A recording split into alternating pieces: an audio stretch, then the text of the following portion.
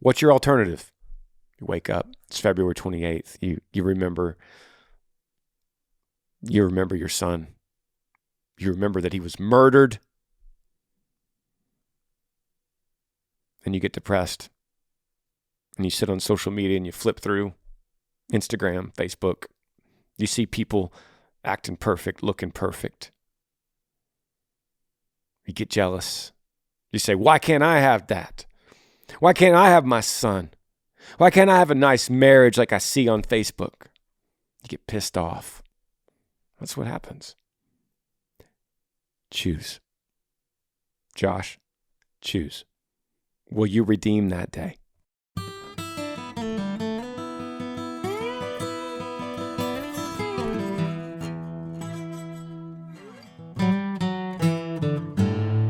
What's up, everybody? Welcome back to the podcast, episode number 162.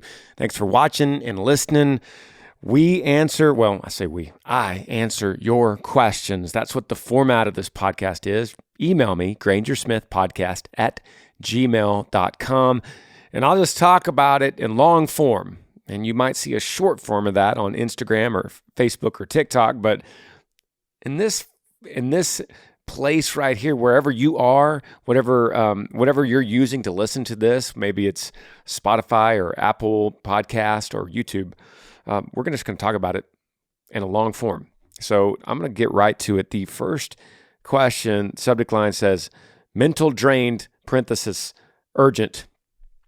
Hey, Granger, my name is Matthew. I'm 20 years old. I'm from North Carolina. Just started listening to the podcast. I appreciate everything you do for us. I sent you this email because I struggle with anxiety and depression and keeping a relationship.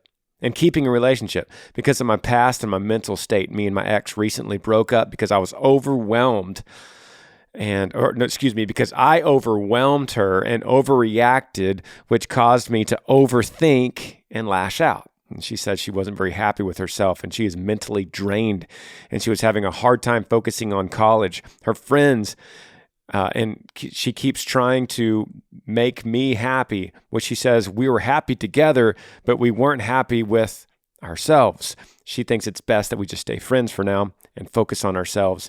And I somewhat agree, but I truly feel like she's the one.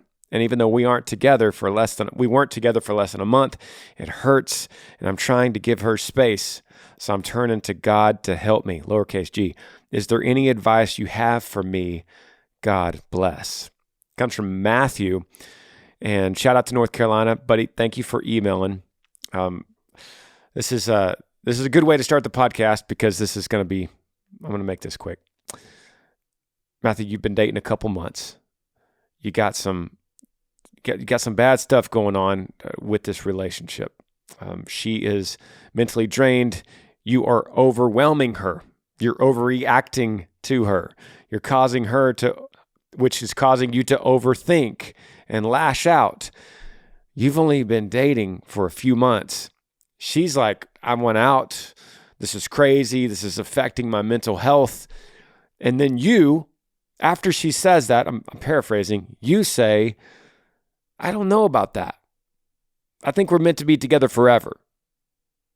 And so I think we should just stay dating. That's borderline psycho, and that is borderline stalker. Matthew, I love you, brother. I love you. You are part of Yee Nation, and I appreciate you trusting me.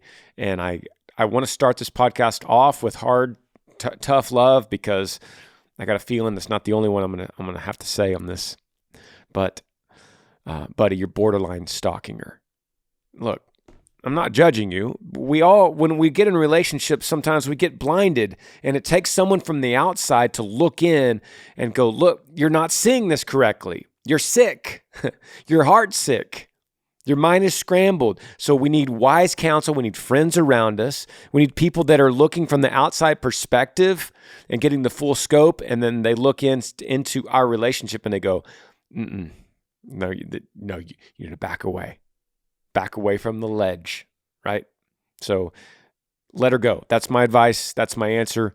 Let her go. She's given you a really good excuse that you're messing her up mentally. So you got to fix some things. You got to fix some things. You got to be single and content. Fix some things. And whatever you do, stop bothering her. Okay? Love you, brother. Next question says, subject line, friend's wedding.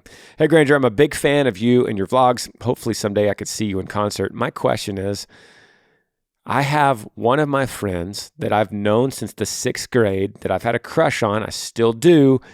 And she's getting married to her boyfriend. If I get an invite to the wedding, should I go knowing that I have feelings for her? Interesting. Question comes from Kevin, and man, that's an interesting question, Kevin. I don't think I've ever got one quite like that, and so I appreciate you. I appreciate you stretching the boundaries of the podcast a little bit. You got a crush on a girl.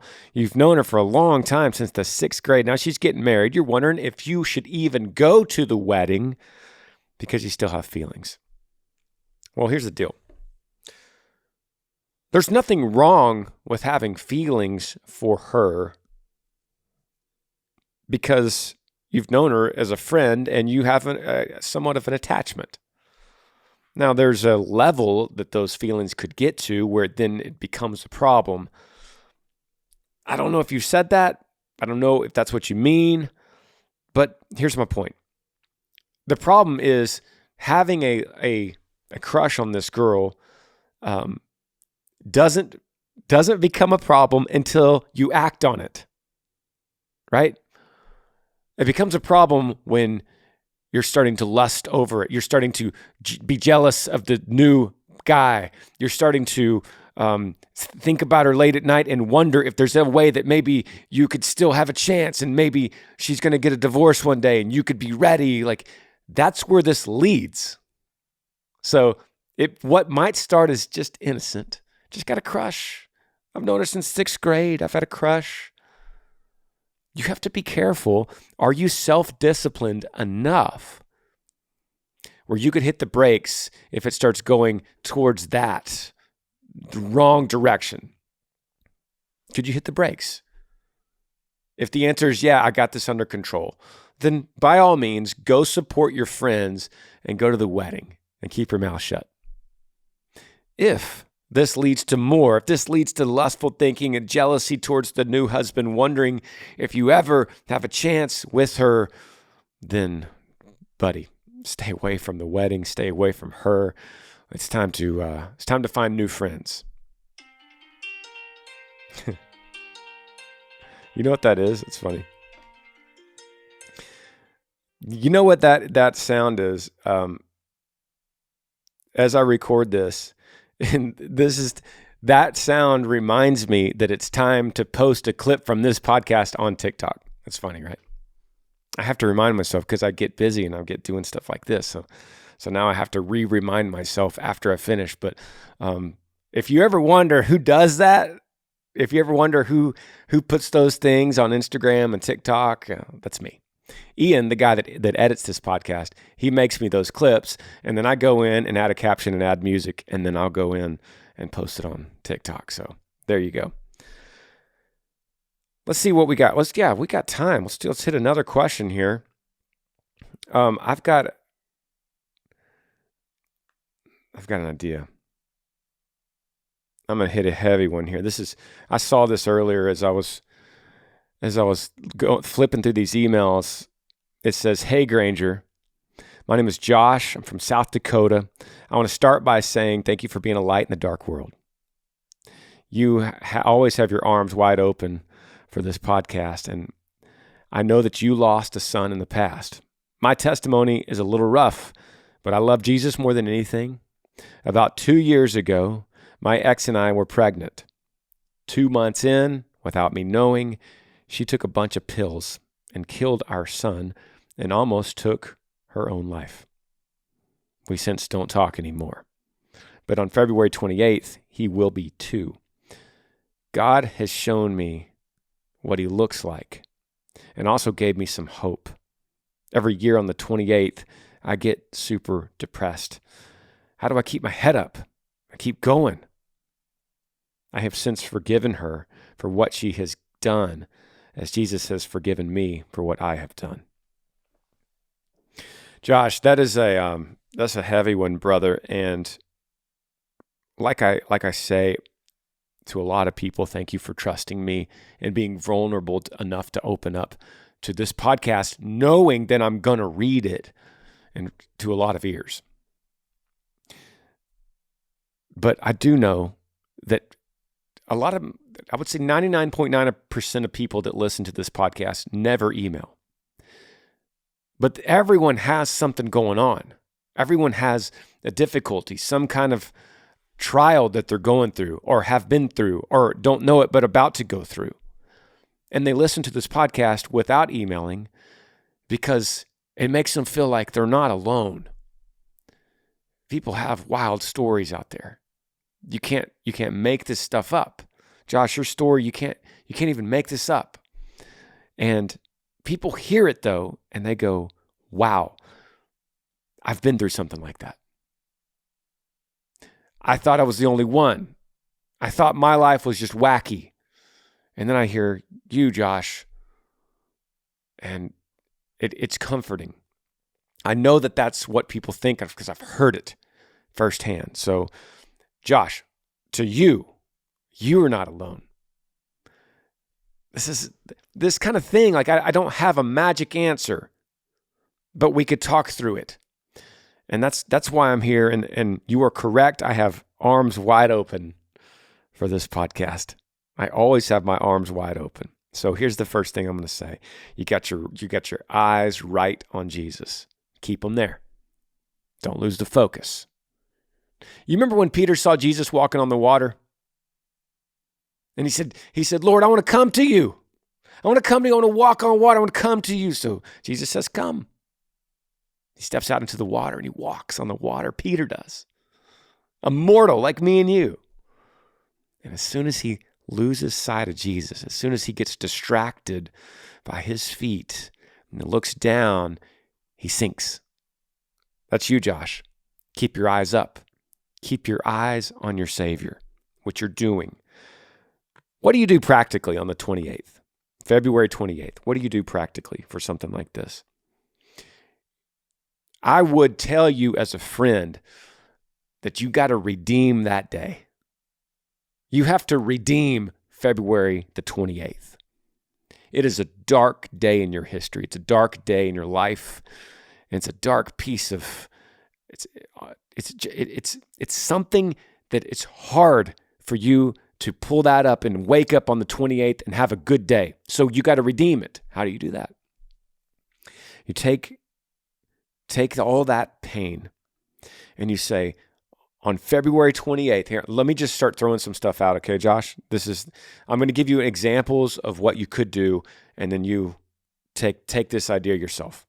You say, on February 28th, I'm gonna run, I would say a half a marathon, but that's really tough.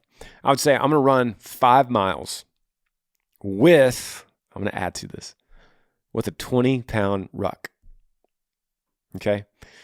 And I'm going to run 5 miles with a 20-pound ruck, and I'm going to go through a certain area, maybe an urban area, and I'm going to raise money for child cancer. And the first time I do it, I'm going to put in my own money, and I'm going to put in, y'all, I'm literally making this up as I go. I'm going to put in $20 per mile. Okay? We're starting low. So you're going to have $100. And this is year one. What this does, what I'm trying to do for you, buddy, is you're redeeming that day. So February 28th is for your son. And for your son, you're going to pour that into others. And you're going to put effort and sweat, because running 5 miles, if you're a runner, make it 10. Make it 15. I'm not a runner, so 5 would be tough. But something that takes mental and physical strength. And you're going to have a 20-pound ruck, so it makes it harder. So you're sweating and you're hurting. And maybe you got some blisters. But you're running for a cause, for a purpose. You're pouring in to others. You're going to help others on February 28th for your son. And if anyone asks you, and hopefully what you want to do is you want to start gathering people, like you tell your friends, like, hey guys, you want to come and you want to chip in $20 per mile that you run. And at the end of the day, we're going to collect this money. Maybe it's $400, $500, $600. And we're going to write a check to St. Jude for preventing childhood cancer, something like that. And you start growing this, and you make t-shirts for it. And you all wear the shirt, and you're going to run this, and you have a rucksack, and you're going to sweat, and you're going to cry, and you're going to redeem that day. That's what you do. What's your alternative? You wake up, it's February 28th. You remember your son. You remember that he was murdered. And you get depressed. And you sit on social media and you flip through Instagram, Facebook. You see people acting perfect, looking perfect. You get jealous. You say, why can't I have that? Why can't I have my son? Why can't I have a nice marriage like I see on Facebook? You get pissed off. That's what happens. Choose. Josh, choose. Will you redeem that day? Hey, I tell you what. You email me back, Josh. You come up with something to redeem February 28th, and I'll show up there with you. I'll show up. Let's take back that day.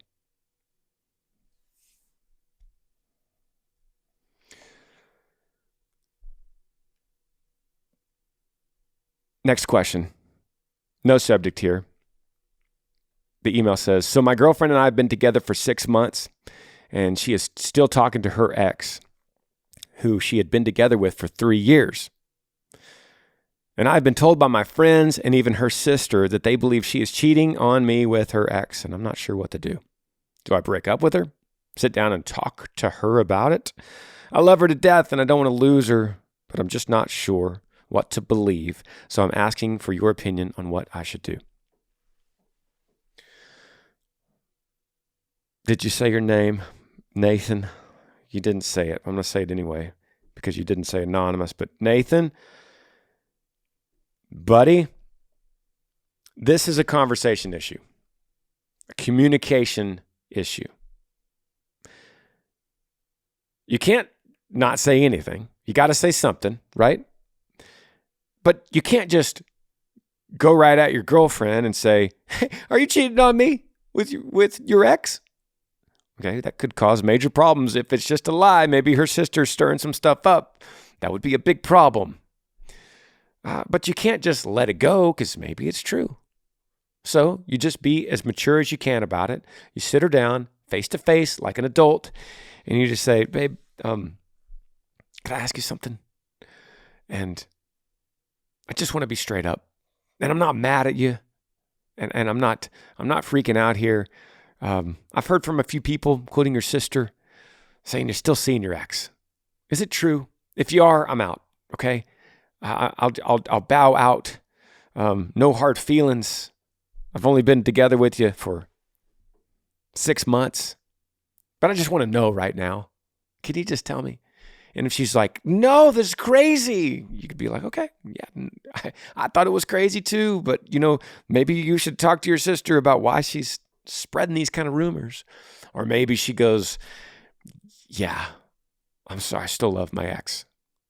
And you go, okay, it's been fun, but now I know. It's really as easy as that. It's really just a communication thing. Be cool about it. Don't be crazy. Don't be angry. And don't be silent about it. We'll take a break. Be right back.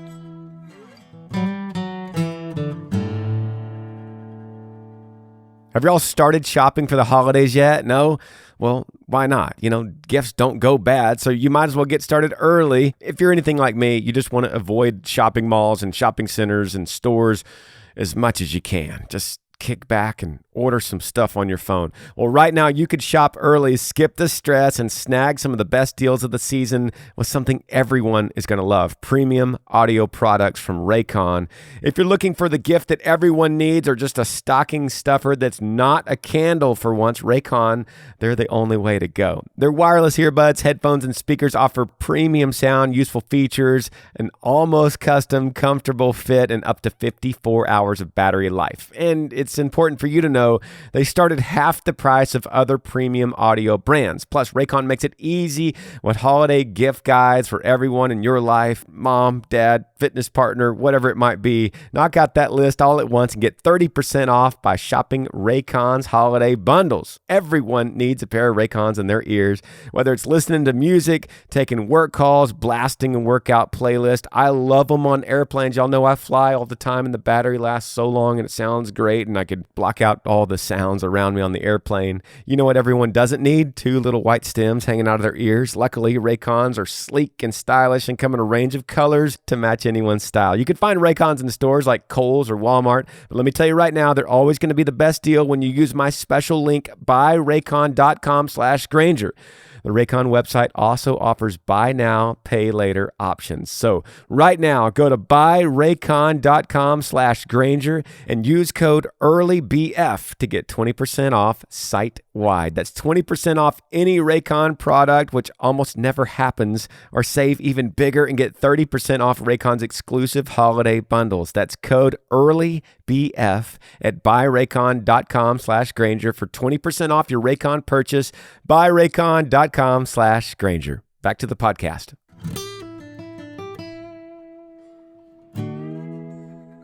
All right, welcome back to the podcast.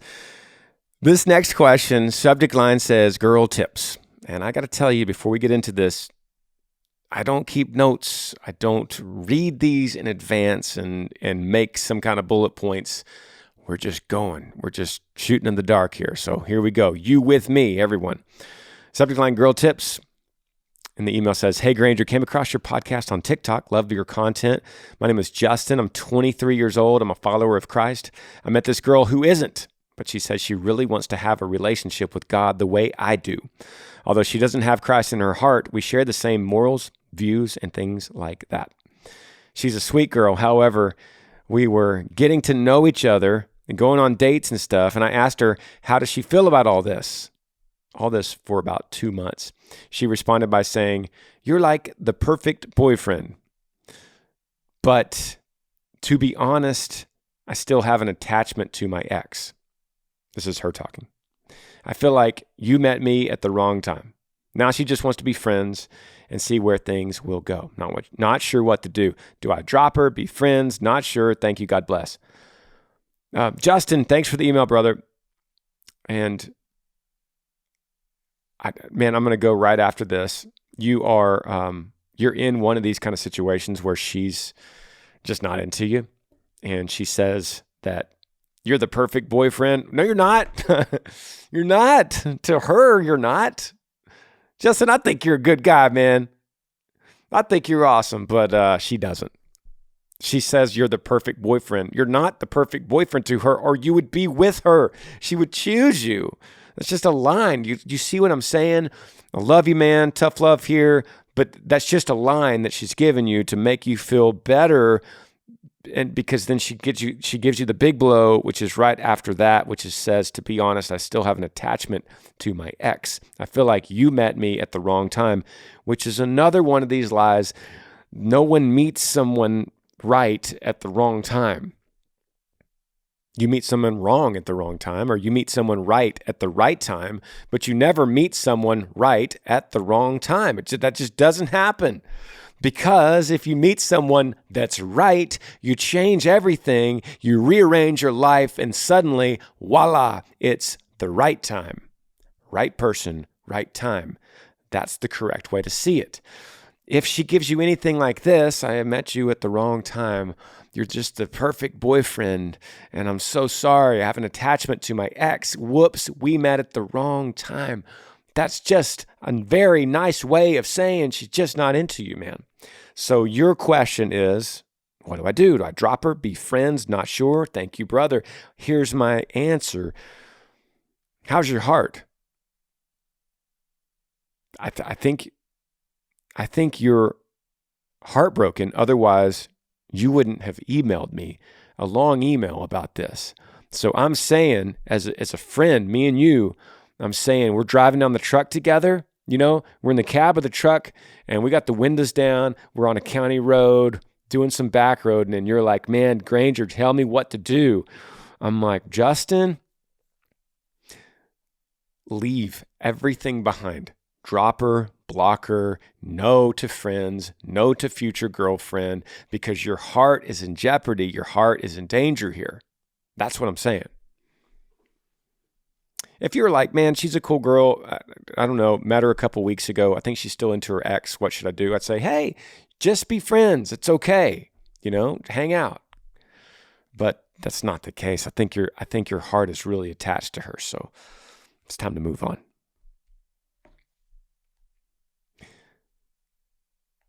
Let me grab another question here. And here we go. Subject line says, obesity. Hey, Granger, I wish to remain anonymous, but my question to you is this. How do I tell my wife that she needs to lose weight without offending her? My wife is 360 pounds and can't get around much. Sometimes I feel alone.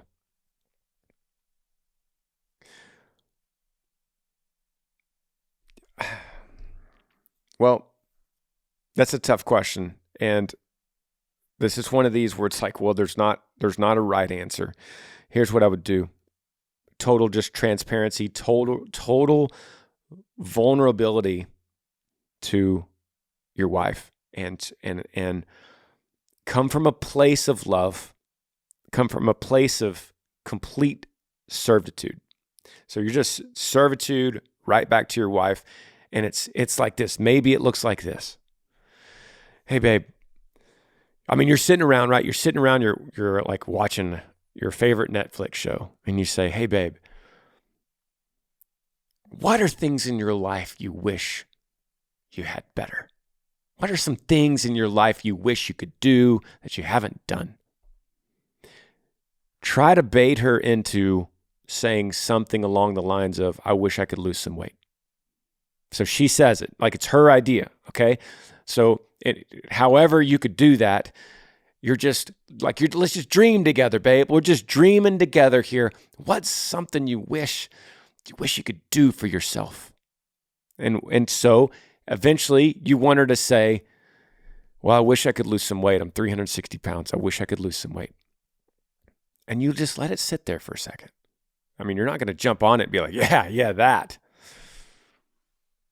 Total love, total servitude, total honoring. And you're going to go, I feel the same way. I feel like I should lose some weight too. Even though I love you. I don't love you because of how much you weigh. Like I love you because I love your heart. I love your soul. I love the way you love me, which should be true. All that should be true. And then you say something like, if you want, we should try to lose weight together. We should challenge each other. We should hold each other accountable. Not because we're trying to gain each other's favor or love each other more, but let's we're married. Let's work on this together. Let's encourage each other. Will you encourage me? And she's like, yeah. And you're like, well, I'll encourage you.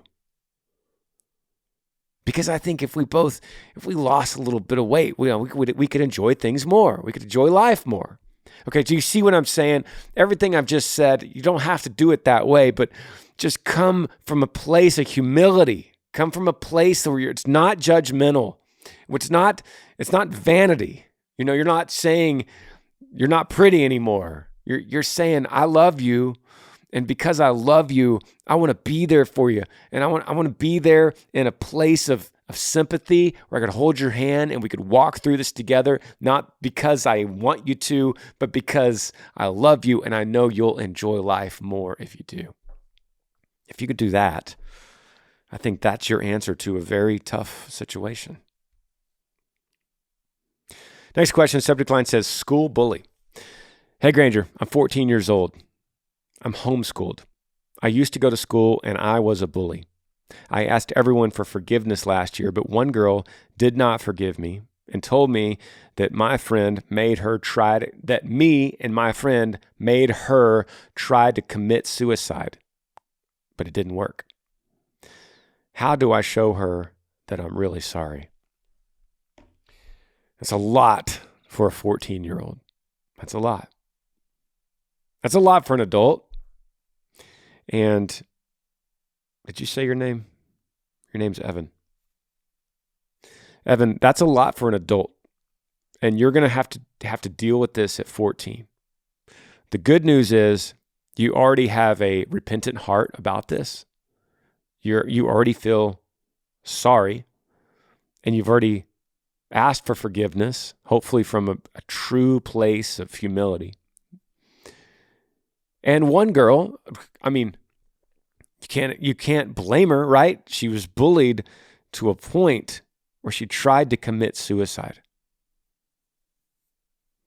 So where are you now? This is my thing, Evan. Where are you in your head? Are you trying to reconcile her and have her forgive you so that you could sleep better at night? Is this about you? Just a question. Or are you coming from a place where you just genuinely, from a selfless place, where you genuinely want her to be healed because of the damage you did? There's a big difference between those two things. If it comes from a place where you just need a clean slate and you need to check off another box so your conscience feels a little bit better, if that's the case, then I wouldn't mess with this girl ever. I wouldn't talk to her anymore. I would move on because you could come to a spot that could be dangerous to her again.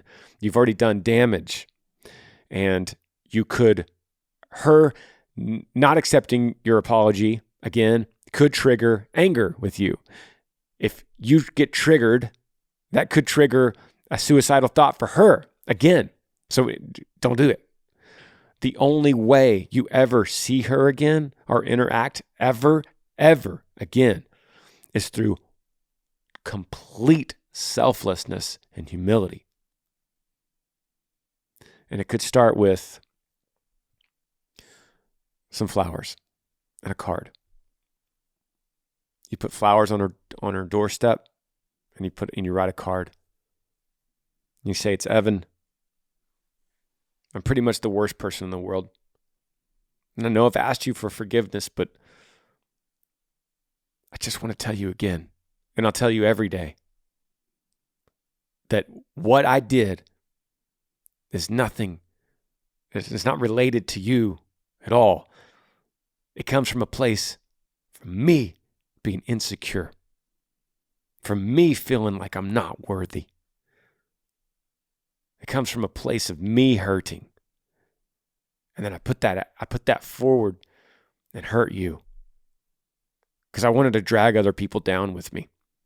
And you're just a victim in that, and you're a casualty. And I see it now. And you're such a special person. And you deserve so much more than what I gave you. And I know these flowers are nothing, and this card is nothing. But I hope that one day it could just be the beginning of mending a heart that I've crushed. Sincerely, Evan." Something like that.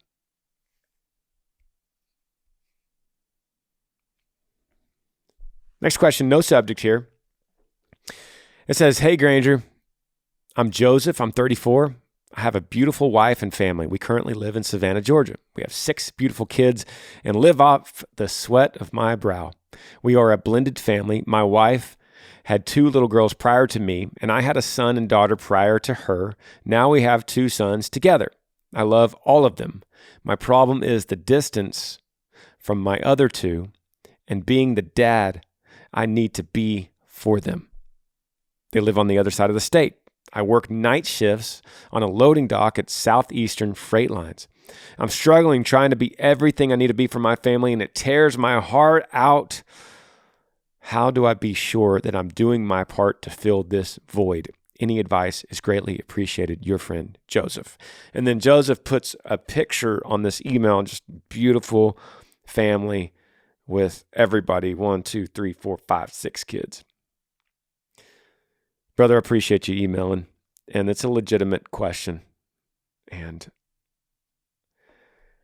here's the thing. Okay, we're riding in the truck together. We're back road, me and you, Joseph. We're going down some back roads, and you're dumping this on me. You're like, man, this is a big deal. And Joseph, I'm glad that it's a big deal to you. And I hope it's a big deal to other dads that hear it too. Because so many times when a family divorces, splits up, and some kind of distance comes between the two, so many times the kids that are born after become the priority, and the others are kind of forgotten because it's just too difficult to deal with in a lot of ways. But not to you. You're looking at all of them as a priority equally, which you should. Here's the deal, okay? Riding in the truck, me and you. You got this job at the loading dock at Southeastern Freight Lines. My question would be this: how do you get the other kids here with you in Savannah, or how do you uproot where you are and go to them? Because my question would be, what's more important here, the job or the kids? Because could you get another job where the kids are? How could you get these families together? That's my question. Are you doing all that you can to get to them? I mean, surely your wife understands that now. And I understand that 6 kids, that's a big deal. The move, you can't just move them. It takes planning. It takes effort. It takes finding a new job. It takes your wife finding a job. It takes looking at schools. It takes looking at a place. But I want to tell you this. I want to be your friend, Joseph, and tell you that although all that stuff is stacked against you and it's very difficult, all of that would be worth the sacrifice to have everybody together in the same town. Like if you could do one thing, if 30 years from now, you could look back on your life at 34 and say you're 64 years old and you're looking back 30 years ago. If you could do one thing, if you could say, I had one chance, I could do one thing to change. I had a chance to get everybody in the same town where all the kids grew up together. And I was the dad equal to all of them. I was there for them. I went to their sporting events. I went to church with them. I was there when they needed me for their birthdays and their proms and whatever. You get that chance now. In 30 years, it's just a memory, possibly a regret. Is this job worth it? Could you get another job at a loading dock where they are? Could you uproot that family and get them with you? All questions I have in the cab of the truck. Thanks for the email, brother.